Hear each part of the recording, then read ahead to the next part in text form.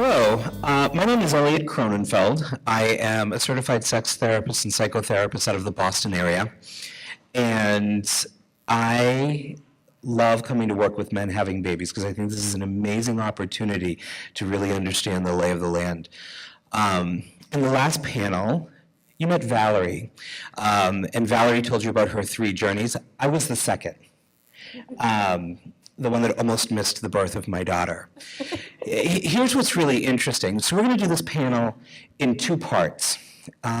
So for about 35 minutes, we're going to have a really meaningful conversation about how this journey works from a variety of different voices, and along with what I call my family here, which I'm very excited to introduce to you in a moment, we have Dr. Xing Fan, who does a lot of the same work I do, but she's stationed here on the West Coast, and we're going to have a conversation on what some of the data actually tells us about this journey. I know you have a lot of practical questions and a lot of things that you really want to ask, and there's a lot of time on the agenda between tonight and tomorrow, and I promise there'll be plenty of opportunities to get all of those questions asked and answered. When we're done with this part of the discussion, we're going to do a quick changeover, and Ron is going to come up with the second half of the panel and talk about some of the bigger, broader social issues. So this panel is going to kind of be like a train. It's just going to keep going, all right? So bear with us, and we'll figure it out as we go. So I'm not going to spend a lot of time talking about my personal story. I will tell you that I have 2 children, one from adoption, one through surrogacy, and it's been an amazing experience. A quick introduction of the panel. You were introduced to Valerie on the last panel, and going to ask her some interesting questions that she doesn't know is coming. Next to Valerie, we have her daughter, Mariah, and you'll really get to hear from what it's like for the children of the surrogate. And next to Mariah is my daughter, Olivia. And we'll see what she has to say. And then we'll see what she has to say. And then we have Dr. Fan. So just a quick introduction of who's on the panel. But I want to start really quickly for the sake of time. Valerie, you and I have lots of conversations about what this journey has meant. But the one thing I haven't asked you is, how has this journey changed you? Well, I never knew I'd have family way over here. I never thought that I would be able to say, I grew this, this is me. And I'm not just referring to Olivia, I'm referring to Elliot and to his family. When we first came back for that first visit for Thanksgiving when I was pregnant, it was snowing in Boston and I was from California. And your whole family welcomed me like I was one of their own. Yeah. Everybody wanted to touch, but they welcomed me, they welcomed my kids. So a really big part of this is that while my own biological family is very small, I have all these people all over really the world, because this guy's always going everywhere, that I call my own. They're my own tribe. And I never expected to have that. Okay. You know, it's interesting you mentioned that, because surrogacy really is about families helping families. And for all of you out there, whether you're a family of 1 or a family of 2 today and you're trying to be a bigger family, it really is about the surrogate's family and your family, and it becomes your extended family in whatever way that looks. You know, I think that we have a pretty unique situation, and not everybody's surrogacy journey looks like this, because when you say, you know, that extended family, because the 3 families that Valerie has worked with, we're all connected to, which is kind of interesting. And that's really what Valerie built for all of us. Mariah. Hi. Hi. How you doing? Good. Mariah, how did you first come to understand what your mother was doing? How did you understand it? Well, because I was very young when this all happened. I was 3 to 5 when the first 2 happened. I didn't understand it, like, at all. I viewed it, especially for you guys, that 2 guys can't have a baby, like, biologically, like, it can't happen.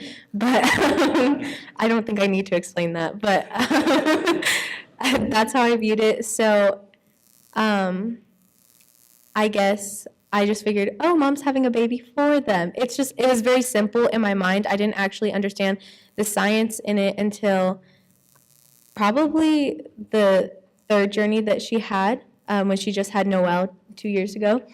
That was actually when it got down to like fertilizing the egg and, developing an embryo. That's when I started to understand it. So it wasn't until I was in high school that I actually understood the science of it.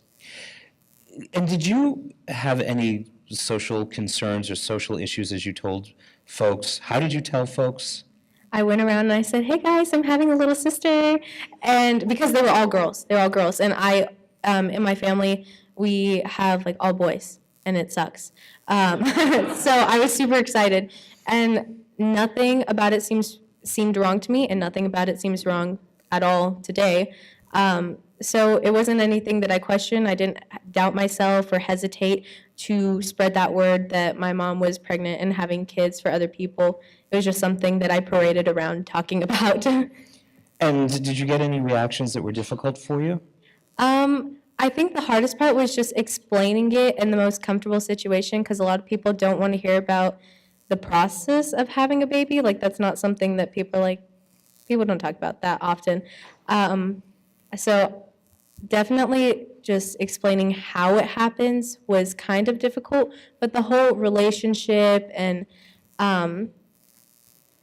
actually one of the hardest questions to answer was, what if she wants to keep the baby? I'm like, well, we all have really close relationships. It's just, beyond that. Yeah. So Olivia. Yes. We've been talking about this on the plane ride over. This is the moment she's been waiting for. Olivia, how did you understand surrogacy? What was the earliest time you understood how you were born?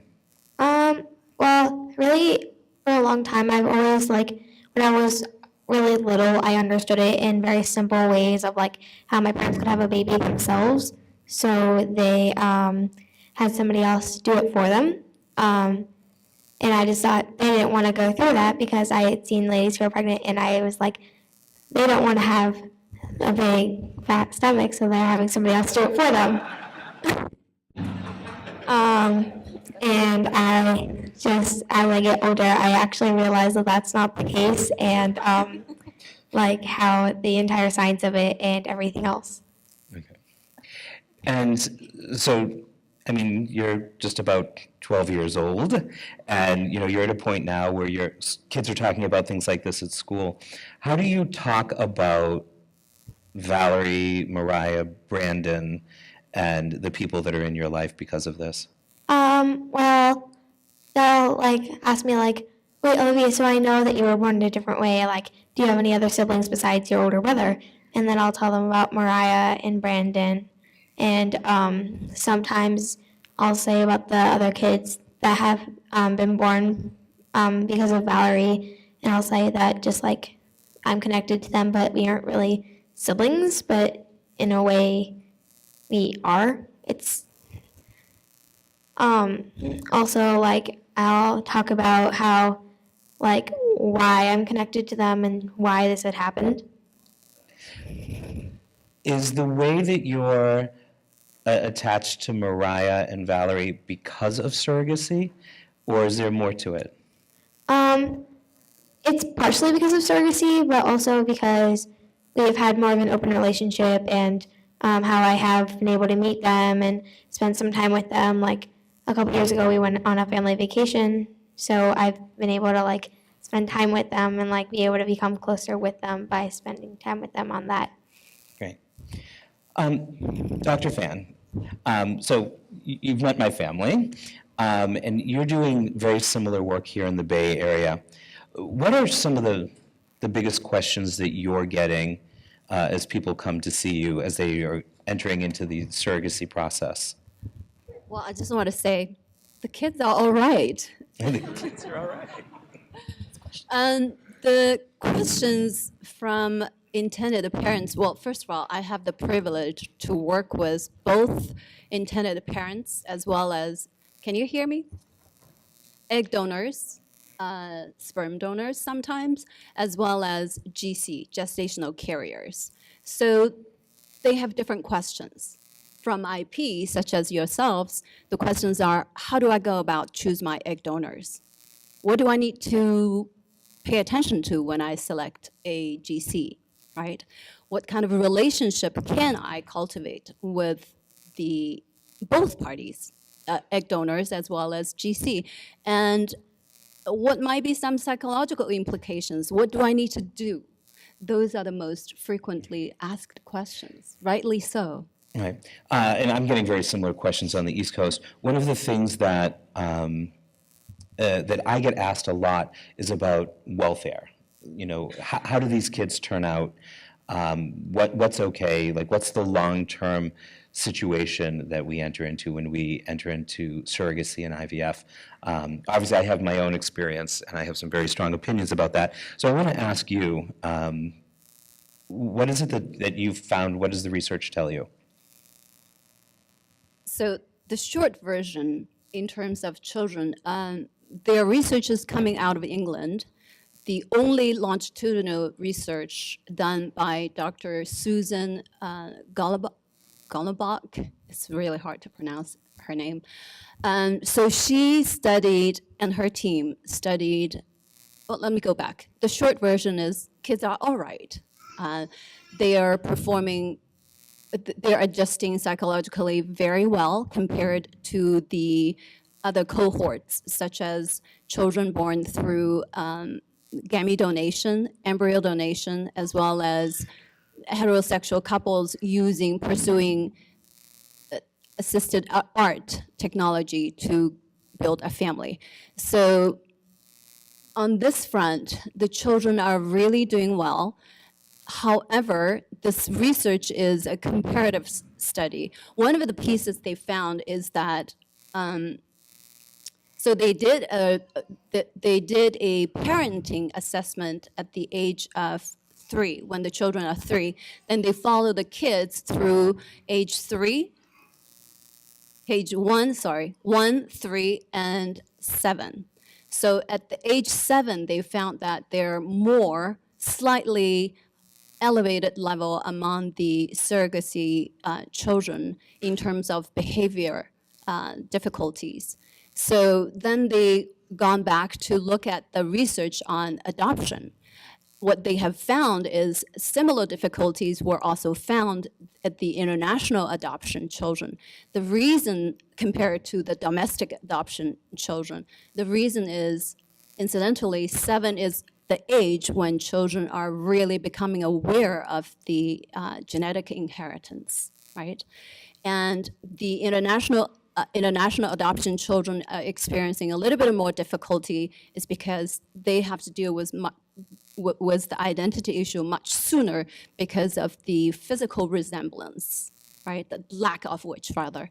So similarly, they're postulating that the surrogacy children may have to also confront these issues much earlier than children born through other traditional ways.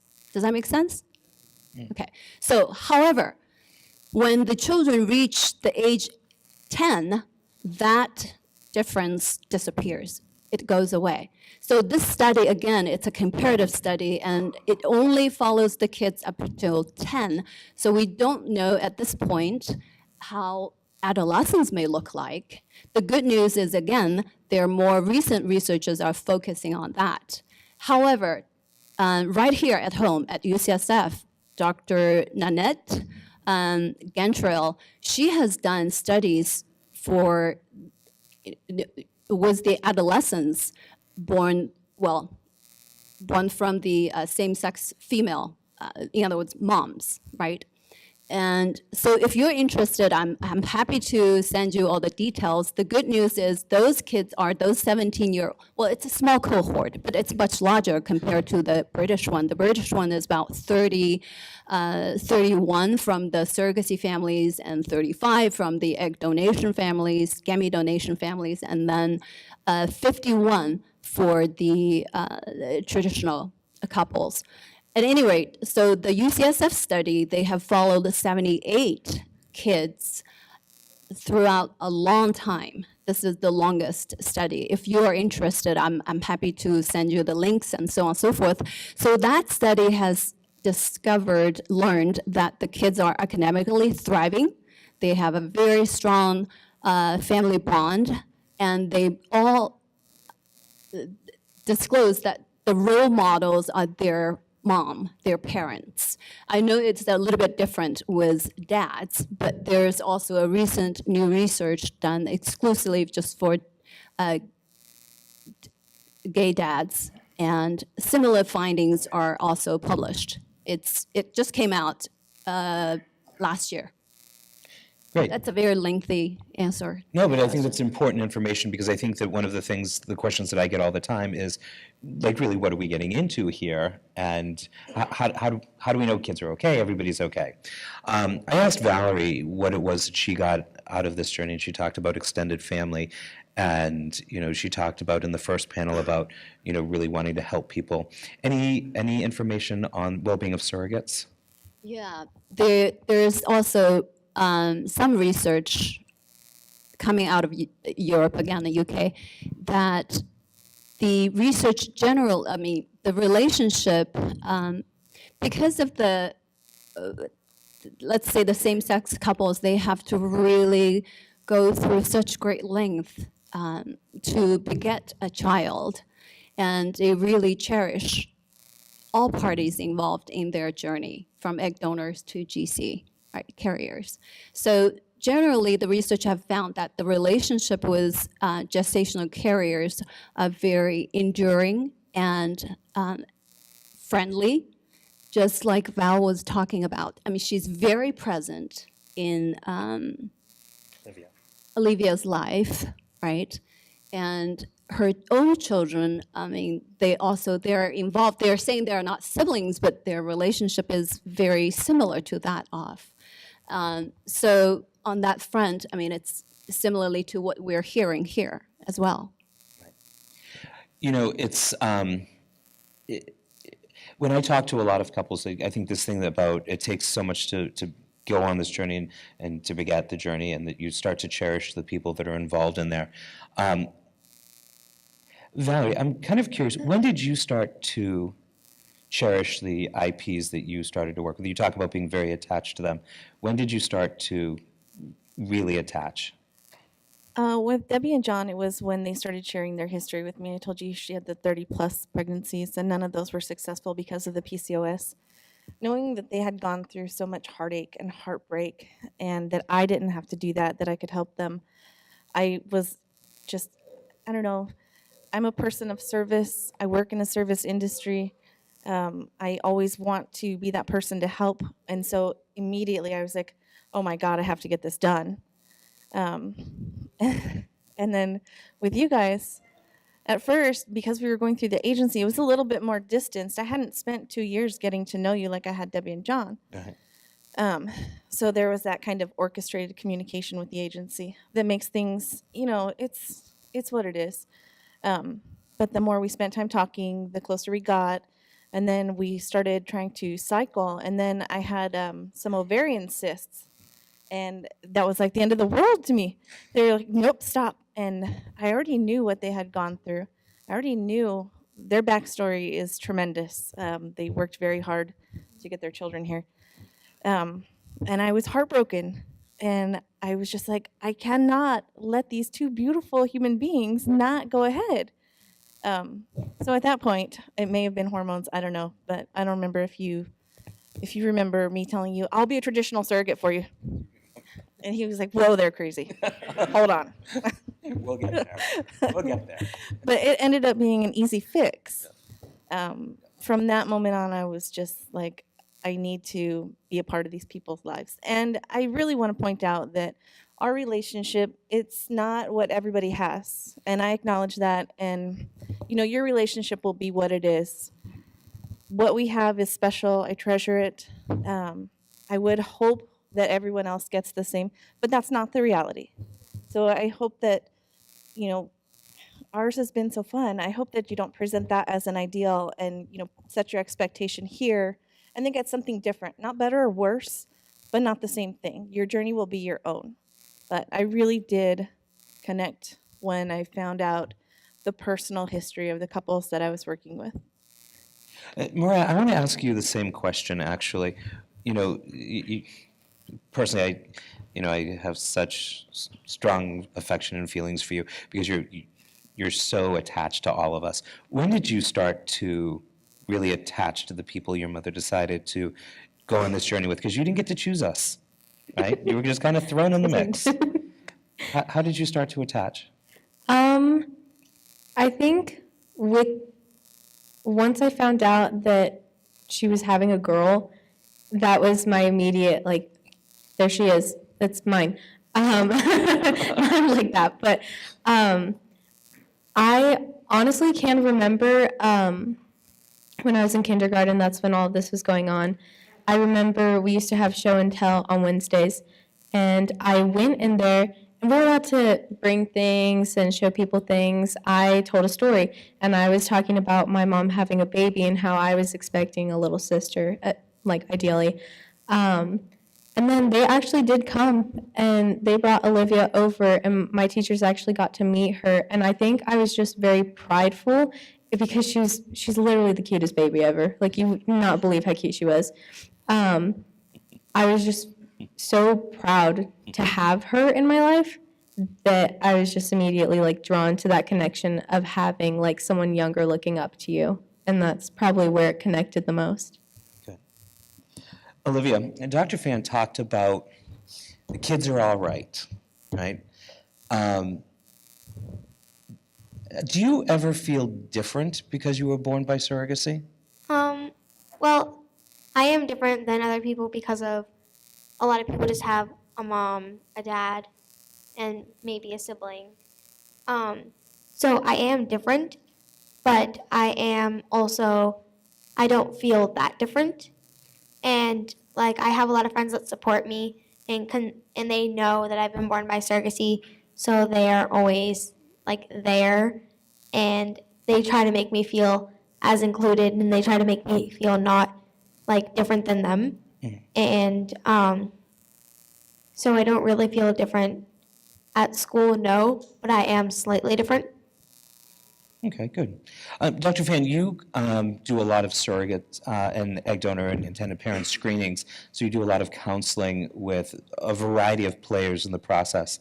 What is your best advice, your best counseling advice, as people are starting this journey about thinking for the long term?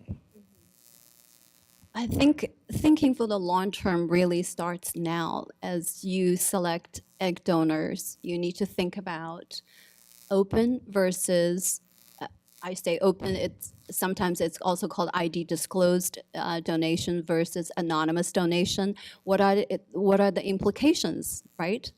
Does anyone know what are the difference between the two? No? We're going to learn a lot about that this weekend. Right. Yeah, just the short version is ID disclosed the donor as it states that the offspring would have a chance to make contacts, to reach out to the donors when they reach the age of 18, right? So then other things that one needs to think about is also during surrogacy. There are 9 months during this time. How do you cultivate the relationship? That's one aspect of it. And what to do even if you do PGS, embryo PGS, there's no guarantee. What if there is an abnormality detected, and what are you going to do? Are you going to pursue selective reduction, fetal reduction, pardon me, and if it's multiples, if anyone's health is in danger, would you pursue a selective reduction? And also disclosure issues. Who are you going to be sharing your plans with? What might be their reactions? Are you going to tell your future offspring? If you do, what might be the narratives? If you don't, what are the implications? I think those are the very critical factors to think about. Another thing everybody needs to think about is what to do with the remaining embryos as well, right? Yeah, I agree with all of that. The other thing I would add as a therapist, I always encourage people to keep two things in mind.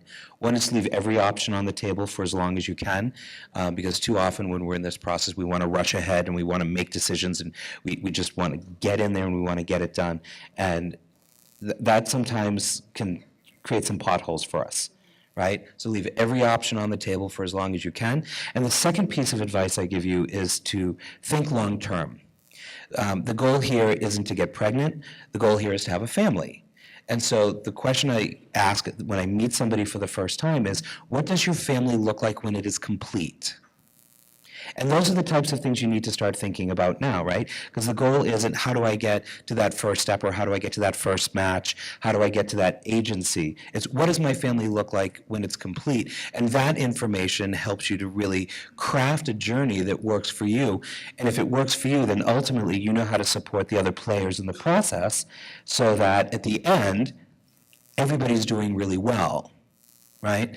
So really to take a weekend like this at a Men Having Babies conference, because you've got these amazing resources, you've got clinics, you've got doctors, you've got agencies, where you can start asking those types of questions so that you can start to craft, what does my family look like when it's complete, right?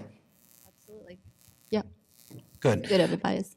Excellent. So we only have about 2 or 3 more minutes before we flip the panel over. Just a quick rundown the panel. Any last thoughts, Valerie? I would do it again if I weren't 40 now. My family's complete. Yeah, there you go, there you go. Complete. I have teenagers. I survived. Great. Mariah? I'm definitely planning on doing this in the future, just because it's been a really cool experience growing up watching it. And I know that there are a lot of people like you guys that are going to be there when I'm older, a lot older. And I really do want to help people in the same situation as you guys. Excellent. Similar to Mariah's, I want to either be an egg donor or a carrier or both to be able to help as many families as possible because like there's so many people who have trouble making that family that they want, and I want to be able to help people go on this journey. Great. Dr. Fan, last thoughts? I wish I could be one of those or both, but I couldn't. So I will be continuing supporting you guys along your journey to become a parent, build your own family. Excellent. Thank you, everybody. Thank you.